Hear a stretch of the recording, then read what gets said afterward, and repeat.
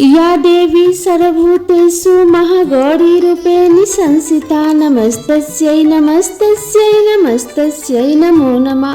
जय माता दी। ओम नमः शिवाय। नमस्कार दोस्तों, आज चैत्र नवरात्रि की अष्टमी तिथि है और आज महाअष्टमी का दिन शिव प्रिया माता महागौरी को समर्पित है। आज के दिन विधि विधान से महागौरी की पूजा करने से माता रानी प्रसन्न होती है और अपने भक्तों को सुख समृद्धि का आशीर्वाद प्रदान करती हैं। आज के दिन पूरे भक्ति भाव से माता महागौरी की पूजा करने और कथा का श्रवण करने से व्यक्ति को धन और ऐश्वर्य की प्राप्ति होती है। जीवन में सुख समृद्धि का आगमन होता है। सभी प्रकार के कष्ट दूर हो जाते हैं। वैवाहिक जीवन सुखमय हो जाता है। तो आज मैं आपको सुना रही हूँ चैत्र नवरात्रि के अष्टमी के दिन सुनी जाने वाली माता महागौरी की दुर्लभ पौराणिक व्रत कथा। तो आप सभी भक्तों से निवेदन है कि इस कथा को बड़े प्रसन्न चित्तमन से पूरा अवश्य सुनिएगा। इससे सभी प्रकार की मनोकामनाओं की पूर्ति होती है। कथा को आधा अधूरा छोड़े बिना कथा को अंत तक जरूर सुने। तो आइए माता रानी का ध्यान करते हुए कथा का रसपान करते हैं। तो प्रिय श्रोताओं, देवी भागवत पुराण के अनुसार शुंभ और उसके छोटे भाई निशुंभ नामक 2 असुरों ने इंद्रलोक पर आक्रमण कर दिया था। देवताओं को पराजित करके इन असुरों ने स्वर्ग लोक पर कब्जा कर लिया था और देवताओं को वहां से भगा दिया था। स्वर्ग से निकलने के बाद देवता इधर उधर भटक रहे थे, बहुत दुखद स्थिति में थे। तब देवताओं को ध्यान आया कि माँ दुर्गा ने महिषासुर का वध करने के बाद उन्हें वरदान दिया था कि जब भी आप लोगों के ऊपर कोई संकट आएगा तो मैं तुम लोगों की सहायता करूंगी और तुम्हें दुख से उभारूंगी। इसके बाद सभी देवता हिमालय पर्वत के पास गंगा तट पर जाकर देवी माँ की स्तुति करने लगे।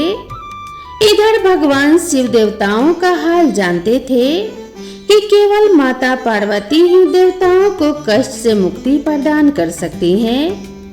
अब भगवान शिव माता पार्वती से यह सब बातें कैसे कहें, क्योंकि देवी पार्वती अपने गृहस्थी में इतनी रम चुकी थी कि वे भूल चुकी थी कि वे माता पत्नी और गृहिणी होने के साथ साथ जगत जननी माँ अंबिका हैं। उन्हें सभी जगत का कल्याण करना है और अपने भक्तों की रक्षा करनी है।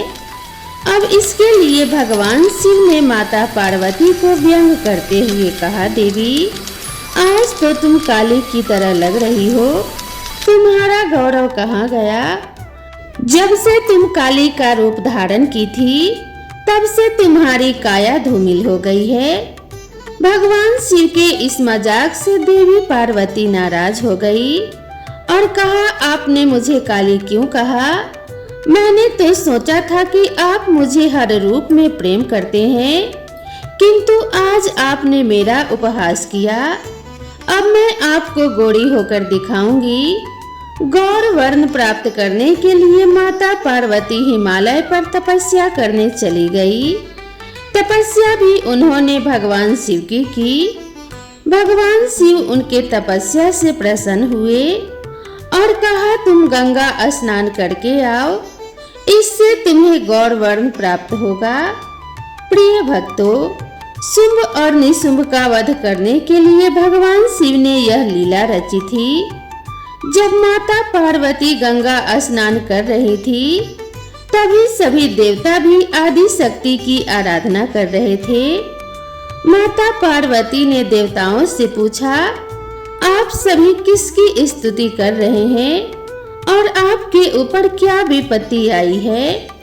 माता के पूछने पर देवताओं ने शुंभ और निशुंभ के बारे में बताया और असुरों ने देवताओं को पराजित करके स्वर्ग लोक पर कब्जा कर लिया है। तब से सभी देवता इधर उधर भटक रहे हैं। अब गंगा स्नान के दौरान माता पार्वती को गौर वर्ण प्राप्त हुआ और उनके शरीर से एक श्याम वर्ण की देवी प्रकट हुई जिसे कौशिकी देवी कहा गया। कौशिकी देवी के प्रकट होने के बाद उन्होंने माता पार्वती को प्रणाम किया और देवताओं को उनकी रक्षा का आश्वासन दिया। अब माता पार्वती की आज्ञा अनुसार माता कौशिकी हिमालय के रमणीय क्षेत्र में चली गई और वहां उन्होंने शुंभ और निशुंभ को युद्ध के लिए ललकारा। देवी कौशिकी ने शुंभ और निशुंभ समेत उनकी पूरी सेना का अंत कर दिया। शुंभ और निशुंभ असुरों का अंत करने के बाद भगवान शिव ने माता पार्वती को समझाते हुए कहा कि उन्हें काली कहकर व्यंग करने के पीछे का मकसद देवी कौशिकी का जन्म था, ताकि वह देवताओं की मदद कर सके और उन्हें फिर से स्वर्ग लोक की प्राप्ति हो सके। बिना इस व्यंग के शुंभ और निशुंभ का वध संभव नहीं था। इस तरह माता पार्वती के शरीर से प्रकट होने के कारण देवी कौशिकी उनकी पुत्री कहलाई। देवी कौशिकी को उग्र तारा या महोग तारा कहा जाता है। वहीं एक अन्य कथा के अनुसार माँ महागौरी ने देवी पार्वती रूप में भगवान शिव को पति के रूप में प्राप्त करने के लिए बहुत कठोर तपस्या की थी। एक बार भगवान भोलेनाथ ने पार्वती जी को देखकर कुछ कह दिया, जिससे देवी का मन आहत हुआ और माता पार्वती तपस्या में लीन हो गई। इस प्रकार वर्षों तक कठोर तपस्या करने पर पार्वती जी नहीं आती हैं, तो पार्वती जी को खोजते हुए भगवान शिव जी उनके पास पहुंचते हैं और वहां पहुंचते ही देवी पार्वती को देखकर आश्चर्यचकित रह जाते हैं। पार्वती जी का रंग अत्यंत ओजपूर्ण होता है। उनकी छटा चांदनी के समान श्वेत और कुंदन के फूल के समान दिखाई पड़ती है। उनके वस्त्र और आभूषण से प्रसन्न होकर भगवान शिव देवी उमा को गौर वर्ण प्रदान कर देते हैं और देवी विद्युत के समान अत्यंत कांतिमान और गौर वर्ण की हो जाती हैं तथा तभी से इनका नाम गौरी पड़ा। महागौरी रूप में देवी स्नेहमयी, शांत और मृदुल दिखाई देती हैं। वहीं महागौरी जी से संबंधित एक अन्य कथा भी प्रचलित है। इसके अनुसार एक सिंह काफी भूखा था। वह भोजन की तलाश में वहां पहुंचा जहां देवी उमा तपस्या कर रही थी। देवी को देखकर सिंह की भूख बढ़ गई, परंतु वह देवी की तपस्या से उठने का इंतजार करते हुए वहीं बैठ गया। इस इंतजार में वह काफी कमजोर हो गया। देवी जब तपस्या से उठी तो सिंह की दशा को देखकर उन्हें उस पर बहुत दया आई और माँ उसे अपना सवारी बना लेती हैं, क्योंकि एक प्रकार से उसने भी तपस्या की थी। इसीलिए देवी गौरी का वाहन बैल और सिंह दोनों हैं। माँ दुर्गा का अष्टम स्वरूप महागौरी है। माता महागौरी की 4 भुजाएं हैं। इनकी दाएं भुजा अभय मुद्रा में है और नीचे वाली भुजा में त्रिशूल है। बाईं भुजा में डमरू और नीचे वाली भुजा से देवी गौरी भक्तों की प्रार्थना सुनकर वरदान देती हैं। जो स्त्री इन देवी की पूजा भक्ति भाव सहित करती है, उसके सुहाग की रक्षा देवी स्वयं करती हैं। कुंवारी कन्या माँ की पूजा करती हैं तो उससे योग्य वर प्राप्त होता है। पुरुष जो देवी गौरी की पूजा करते हैं, उनका जीवन सुखमय रहता है। देवी उनके पापों को जला देती हैं और शुद्ध अंतःकरण कर देती हैं। माँ अपने भक्तों को अक्षय आनंद और तेज प्रदान करती हैं। इनका स्वरूप गौड़ है, इसीलिए यह महागौरी कहलाती हैं। जय हो माता महागौरी की। माता महागौरी की महाअष्टमी व्रत को यह कथा पूर्ण करती है। इस कथा के अनुसार बहुत समय पहले की बात है। दक्षिण भारत के रामेश्वरम में समुद्र तट पर एक गांव था। उस गांव में रत्नाकर पंडित रहते थे। पंडित रत्नाकर शिवजी और माता आदि शक्ति के बड़े भक्त थे। उस गांव में पंडित रत्नाकर का मान सम्मान तो बहुत था, पर उनकी कोई संतान नहीं थी। पंडित रत्नाकर की पत्नी हमेशा माँ आदि शक्ति से संतान की मन्नत मांगती रहती थी। उन्होंने लगातार कई वर्षों तक माँ की पूजा अर्चना की। कई सालों से संतानहीन पंडित रत्नाकर की पत्नी की प्रार्थना एक दिन माता ने सुन ली और वह गर्भवती हो गई।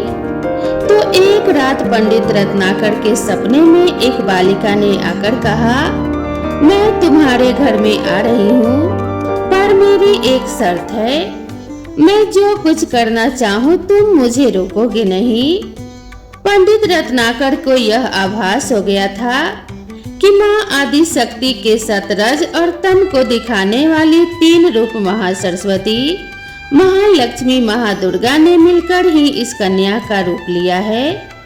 समय आया और माता की कृपा से इस दिव्य कन्या का जन्म हुआ। पंडित रत्नाकर को यह पता चल गया था कि यह कन्या माँ आदि शक्ति ने धर्म की रक्षा के लिए ही प्रकट की है। पंडित रत्नाकर उसी भाव से कन्या का लालन पालन करने लगे। तीनों महाशक्तियों के मिलन के उस स्वरूप को उन्होंने त्रिकुटा नाम दिया और उस बच्ची का नाम रखा गया त्रिकुटा। त्रिकुटा का स्वभाव जन्म से ही अनोखा था। बचपन से ही वह पूजा पाठ और धार्मिक कार्यक्रमों को देखकर प्रसन्न होती थी। त्रिकुटा को यह पता चल गया था कि भगवान विष्णु ने भगवान श्री राम के रूप में धरती पर अवतार ले लिया है। त्रिकुटा ने यह संकल्प ले लिया कि वह भगवान श्री राम से ही विवाह करेगी, अन्यथा आजीवन कुंवारी ही रहेगी। त्रिकुटा ने अपने पिता से कहा कि वह रामेश्वरम के तट पर रहकर तपस्या करना चाहती है। शर्त के मुताबिक पंडित रत्नाकर ने उसे नहीं रोका। 10 वर्ष की उम्र से ही त्रिकुटा समुद्र तट पर एक कुटिया बनाकर रहने लगी और भगवान श्री राम को पति मानकर उनको पाने के लिए कठोर तपस्या करने लगी। इस तरह कठोर तपस्या करते करते त्रिकुटा को बहुत वर्ष बीत गए। सीता हरण के बाद भगवान श्री राम अपने भाई लक्ष्मण के साथ वानर सेना लेकर सीता की खोज करते हुए रामेश्वरम पहुँचे। श्री राम को पुल बंध जाने तक वहां ठहरना था। भगवान एक दिन विचरण कर रहे थे, तभी समुद्र तट पर एक तेजस्विनी ध्यान मगन कन्या को देखकर बहुत चकित हुए। उस कन्या के तप से वह स्थान अलग ही रोशनी से प्रकाशित हो रहा था। भगवान श्री राम उस कन्या के तपो स्थल तक पहुँचे। भगवान ने उस कन्या से पूछा कि तुम कौन हो देवी, और इतनी कम उम्र में इतना कठोर तप क्यों कर रही हो? ऐसी क्या अभिलाषा है जिसके लिए ऐसा घोर तप करने को विवश होना पड़ा? उस कन्या ने भगवान को नम्रता पूर्वक प्रणाम करके अपना परिचय पंडित रत्नाकर की पुत्री त्रिकुटा के रूप में दे दिया और फिर अपनी प्रतिज्ञा बताई। त्रिकुटा जान गई थी कि उनके सामने साक्षात भगवान श्री राम जी ही खड़े हैं। इसीलिए उन्होंने निवेदन किया कि आप मुझे पत्नी के रूप में स्वीकार कर लें।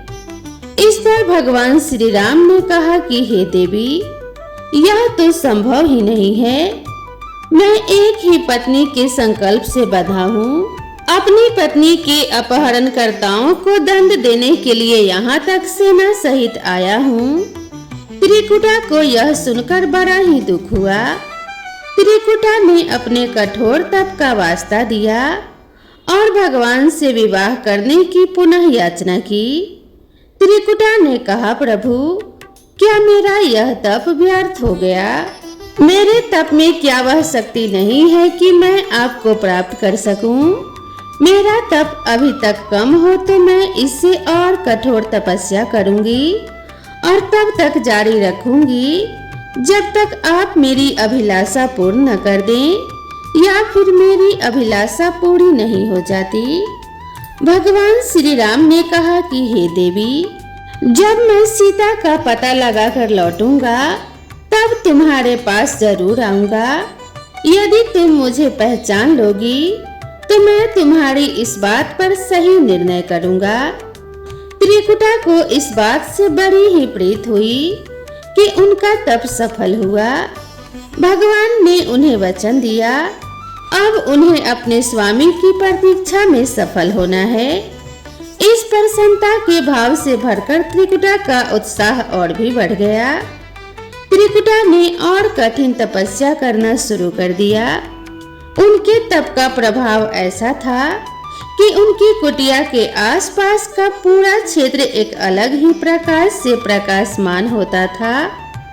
अब भगवान श्री राम ने रावण का वध किया और विभीषण को लंका का राजा बनाकर अपनी पत्नी, भाई और अपनी समस्त सेना के साथ अपनी नगरी अयोध्या लौटने की तैयारी करने लगे। भगवान श्री रामचंद्र जी लंका विजय के बाद पुष्पक विमान पर सवार होकर लौट रहे थे। उन्हें त्रिकुटा का दिया हुआ अपना वचन भी पूरा करना था। रामेश्वरम के तट पर पहुंचते ही भगवान श्री राम ने विमान रुकवा दिया। सभी आश्चर्य में पड़ गए तो प्रभु ने उन्हें कुछ पल की प्रतीक्षा करने को कहा। इसके बाद वह अकेले ही चल पड़े। सारी सेना भगवान की आज्ञा के अनुसार वहीं ठहरकर उनकी प्रतीक्षा करने लगी। भगवान श्री राम ने एक बूढ़े ब्राह्मण का वेश धारण कर लिया और देवी त्रिकुटा के पास पहुँचे। प्रभु उनके साथ थोड़ी देर तक रुके, पर त्रिकुटा उन्हें पहचान न सकी। तब भगवान श्री राम अपने असली रूप में आ गए और उन्होंने त्रिकुटा से कहा, देवी, मैं आपको दिए वचन के अनुसार आपके पास आया था, परंतु आप इस परीक्षा में सफल नहीं हुई। वैसे भी इस जन्म में सीता से विवाह करके मैंने एक पतिव्रत का प्रण लिया है, इसीलिए तुम्हारे साथ विवाह तो असंभव ही था। देवी त्रिकुटा कुछ निराश हो गई। भगवान ने उनकी मनोस्थिति समझ ली और मधुर वचन में बोले कि हे देवी, आपको निराश होने की आवश्यकता नहीं है। तुम्हारा यह संकल्प मैं अवश्य पूरा करूंगा, लेकिन इस युग में तो मैं एक ही पत्नी व्रतधारी होने के कारण विवश हूँ। लेकिन कलयुग में जब मैं कल की रूप में अवतार लूंगा तब मैं तुम्हें अपने पत्नी के रूप में अवश्य स्वीकार लूंगा। तब तक तुम हिमालय स्थित त्रिकूट पर्वत पर जाकर तप करो और मेरे अवतार की प्रतीक्षा करो। भगवान श्री राम ने त्रिकुटा को वरदान देते हुए कहा, तुम भक्तों के कष्ट और दुखों का नाश करते हुए इस संसार का कल्याण करती रहो। श्री विष्णु का अंश होने, उनके कुल में अवतार होने तथा विष्णु पूजन होने के नाते सारा संसार तुम्हें माता वैष्णो देवी के रूप में पूजा करेगा। जो भी भक्त पूरी भक्ति भाव से तुम्हारी पूजा अर्चना करेगा, उन्हें तुम सर्वस्व प्रदान करोगी। भगवान श्री राम यह वरदान देकर चले गए। त्रिकुटा भगवान श्री राम से मिले इस वचन से अत्यंत प्रसन्न थी। उन्होंने प्रभु के आदेशानुसार संसार के कल्याण का संकल्प लिया। त्रिकुटा उत्तरी भारत के मानिक पर्वत श्रृंखला के 3 पहाड़ियों वाले त्रिक पर्वत पर तप के लिए आ गई और वहीं पर माता वैष्णो देवी के नाम से विराजमान है। भगवान श्री राम का वरदान होने के कारण विष्णु देवी भक्तों की सभी मनोकामनाएं पूरी करती हैं। इसीलिए माता वैष्णो देवी का यह स्वरूप कुंवारी है। त्रिकुटा भगवान श्री हरि के कल की अवतार की प्रतीक्षा कर रही है। तो एक बार प्रेम से बोलिए अम्बे मात की जय। जय हो माँ भवानी। अपने सभी भक्तों की रक्षा करना, उन्हें सुख शांति और समृद्धि प्रदान करना। तो प्रिय भक्तों, इसके साथ ही अब अंधन का भंडार भरने वाली माता अन्नपूर्णा की कथा का श्रवण करते हुए कथा का समापन करते हैं। प्राचीन काल की बात है। पुरुषोत्तमपुर नामक ग्राम में एक बहुत धर्मात्मा सेठ जी रहा करते थे। उनके 5 पुत्र और एक सबसे छोटी पुत्री थी और उसका नाम गौरी था। सेठ जी का भरा पूरा परिवार था। सेठ जी अपने सभी 5 पुत्रों का विवाह कर चुके थे और जब छोटी बेटी गौरी विवाह के योग्य हुई तो उन्होंने उसका विवाह एक दूसरे नगर के अपने ही समान धनी परिवार में कर दिया। अब सेठ जी की पुत्री गौरी दुल्हन बनकर जिस घर में गई, उसका पति अपने माता पिता का इकलौता पुत्र था। अब गौरी बड़े ही प्रसन्नता पूर्वक अपने ससुराल में रहने लगी। गौरी बड़ी ही सदाचार, गुणवान तथा रूपवती थी। एक दिन की बात है, जब 1.25 महीना हो गया तब सास ने गौरी को रसोई संभालने के लिए दे दिया। रसोई की सारी बातें समझा दी। गौरी अपनी सासू माँ का पांव छूकर रसोई में प्रवेश करती है। तब सास ने कहा, बहू, रोज सुबह जल्दी उठकर पूजा पाठ करके रसोई में प्रवेश करना, फिर खाना बनाना। रोटी बनाते समय पहली रोटी गाय के लिए और अंतिम रोटी कुत्ते के लिए बनाना मत भूलना। इस प्रकार सास ने गौरी को सब कुछ समझा दिया। अब देखिए, गौरी 4 लोगों के लिए खाना बनाती है और खाना बनाकर अपने पूरे परिवार को खिलाती है। जब अंत में खुद खाने के लिए बैठी तब वह देखती है कि उसके लिए तो रोटी बची ही नहीं है। अब क्या करें? वह चावल, दाल और सब्जी खाकर पानी पी लेती है। अब जब शाम होती है तब गौरी ने सुबह से ज्यादा आटा लगाया और रोटी सब्जी बनाकर रख देती है।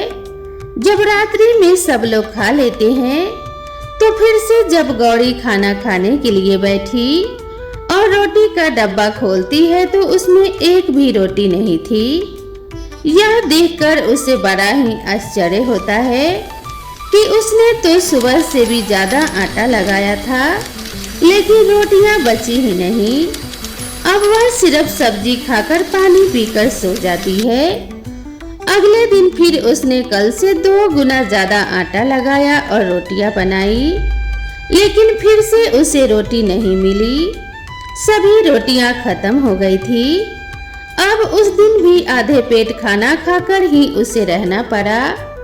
इस प्रकार गौरी चाहे जितना भी आटा लगाती, लेकिन रोटियां उसके लिए नहीं बचती। यह हर रोज का काम हो गया था। वह सोचने लगी, आखिर कौन नहीं चाहता कि मैं रोटियां खाऊं, मेरा पेट ना भरे। गौरी इस आस में आटा ज्यादा लगाती थी कि किसी न किसी दिन तो उसे रोटियां मिलेंगी, किंतु ऐसा नहीं होता है। ऐसा करते करते वह बहुत कमजोर हो गई और दुबली पतली हो गई। प्रिय भक्तगणों, ऐसे ही एक दिन की बात है, जब गौरी रसोई में सब्जियां काट रही थी तो गलती से चाकू से उसका हाथ कट जाता है और वह रोटियां नहीं बना पाती। तो उसकी सास ने कहा, बहू रहने दो, आज मैं रोटियां बना देती हूँ। तो गौरी ने कहा, नहीं सासू माँ, आटा लगा दीजिए, मैं रोटियां बना दूंगी। प्रिय भक्तों, सास ने आटा लगाया और फिर बहू को दे दिया। बहू रोटियां बनाकर तैयार कर देती है। घर के सभी सदस्य रात के समय जब खाना खाने लगते हैं, तब सब लोग जब खाना खा लेते हैं तब बारी आती है गौरी के खाना खाने की। तो वह बहुत दुखी मन से खाना खाने बैठती है और सोचती है कि आज तो सासू माँ ने आटा गूंथा है, वो भी बहुत कम। आज तो मेरे लिए रोटियां बची ही नहीं होंगी। यह सोचकर बहू मन ही मन बहुत दुखी हो जाती है।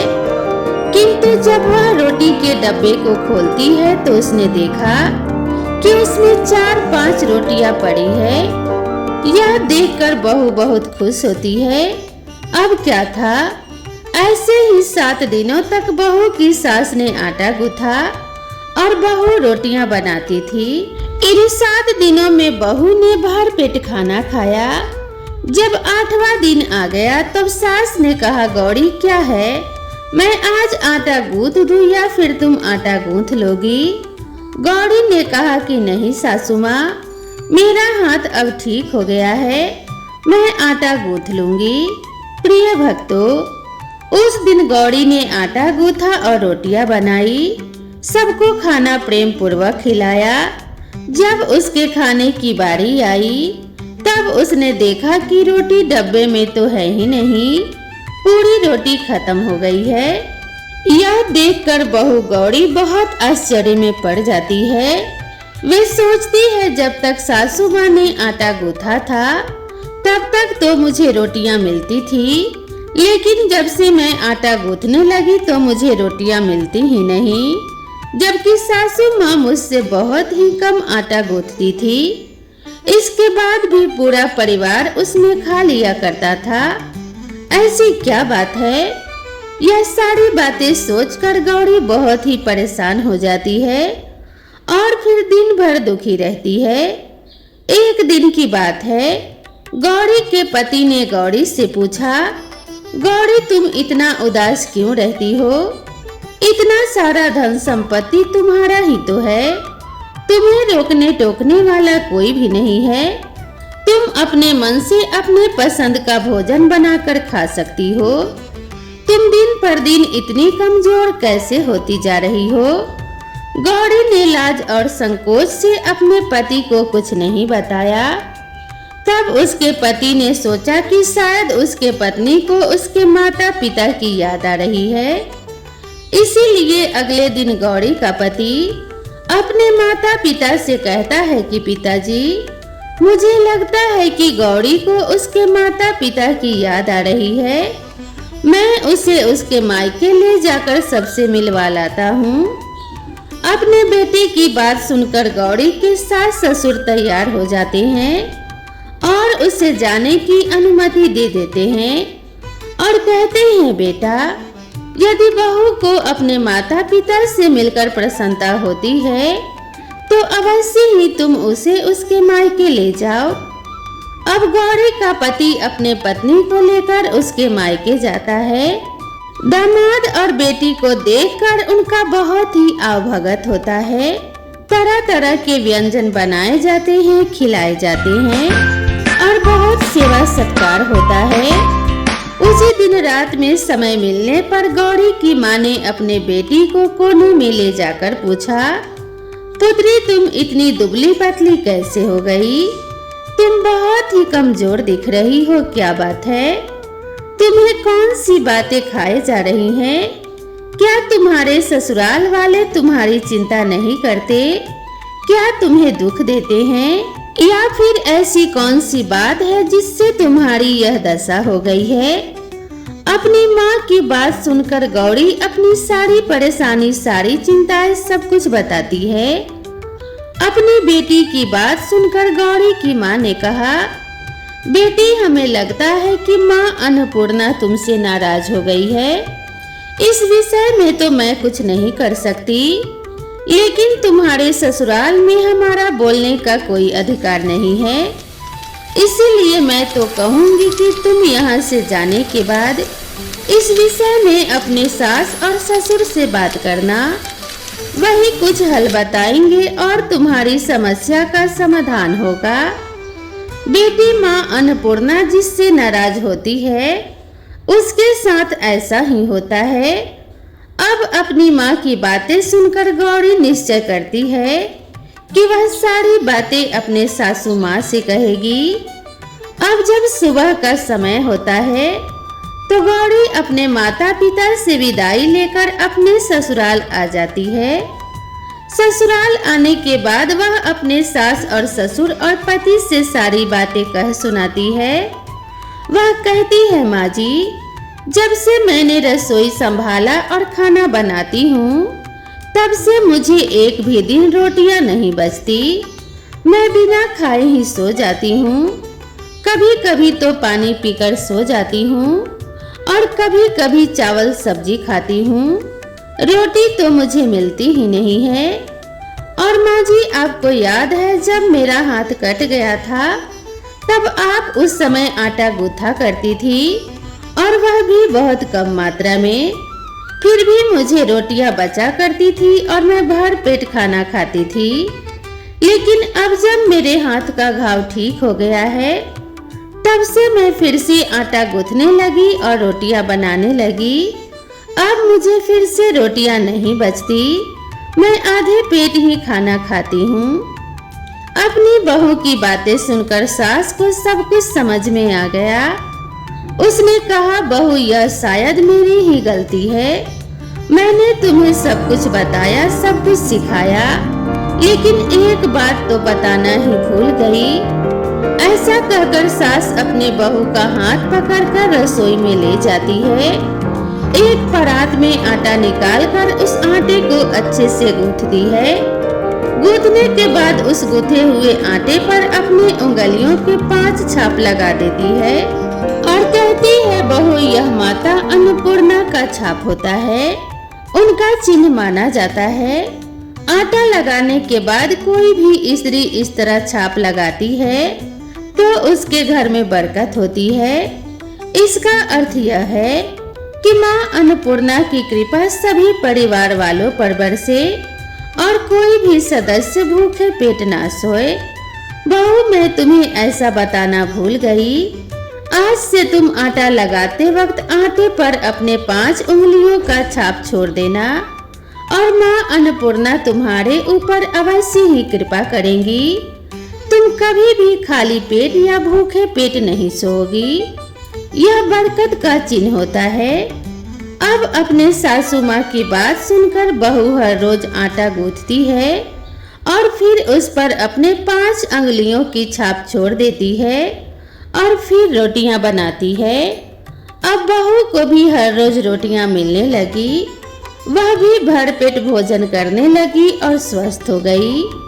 माँ अन्नपूर्णा की कृपा उस पर बरसने लगी। उसके हाथ में माँ अन्नपूर्णा का वास हो गया। अब घर में कोई भी सदस्य भूखा नहीं रहता और जो कोई मेहमान आता या कोई भिक्षुक आता, उसे भी वह खाना खिलाकर ही घर से विदा करती। इस प्रकार बहू के ऐसे करने से उसके घर में बरकत होने लगी, अन्न धन की वर्षा होने लगी। तो प्रिय भक्तों, आटे को गूंथकर उस पर 5 उंगलियों का छाप लगाना हमारी पुरानी परंपरा है। यह माँ लक्ष्मी और माता अन्नपूर्णा का चिन्ह माना जाता है। ऐसा करने से माता अन्नपूर्णा सदा प्रसन्न रहती हैं और घर वालों पर अपनी कृपा दृष्टि बनाए रखती हैं। घर का कोई भी सदस्य भूखे पेट नहीं रहता। हमारे पूर्वजों से लेकर अब तक यही परंपरा चली आ रही है। सभी माताएं बहनें अपने 5 उंगलियों की छाप आटे पर अवश्य ही लगाती हैं और माँ अन्नपूर्णा से प्रार्थना करती हैं कि हे माँ सबका पेट भरना, सबका कल्याण करना और घर में अन्न धन की वर्षा करना। तो प्रेम से बोलिए जय माता अन्नपूर्णा की, जय माता दी। ओम नमः शिवाय। तो प्रिय भक्तगणों, आप सभी को यह कथा, यह वीडियो कैसी लगी कृपया कमेंट करके जरूर बताएं। वीडियो पसंद आई हो तो वीडियो को एक लाइक जरूर करें और मेरे चैनल से जुड़े रहने के लिए मेरे चैनल को सब्सक्राइब करना बिल्कुल ना भूलें। तो दोस्तों, मिलते हैं इसी तरह की नेक्स्ट वीडियो में। माँ अन्नपूर्णा, माँ भवानी आप सभी भक्तों का कल्याण करे, सभी के ऊपर अपनी कृपा दृष्टि बनाए रखे। माता महागौरी की कृपा आप सभी के ऊपर सदा सर्वदा बनी रहे। इसी मंगल कामना के साथ आप सभी से विदा लेते हैं। मिलते हैं अगले वीडियो में, तब तक के लिए राधे राधे।